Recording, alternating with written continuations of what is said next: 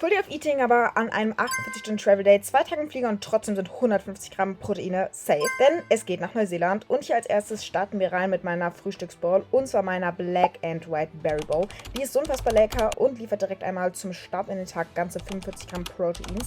Weiter geht's dann mit einem kleinen Snack im Auto und zwar einem Protein-Eiskaffee, Vanilla-Cookie-Geschmack und der liefert hier auch nochmal ordentlich Protein und natürlich, weil ich nicht satt werde, noch ein Snack 2 hinterher. Ein paar Beeren und auch noch ein Proteinriegel für noch mehr Proteins im Safe. Als nächstes noch Mittagessen. Da gab es so 2 Brote, so Karotten-Style mit etwas Gemüse, damit wir auch die Vitamine drin haben und natürlich auch Nährstoffe. Im Flughafen gab es dann nochmal eine kleine Banane als kleinen Carb-Cake, bevor es losging jetzt. Und zwar bye bye Deutschland und ich komme jetzt auch Neuseeland. Und dann im Flugzeug gab es noch das Flugzeugessen und basically folgen für den nächsten Part.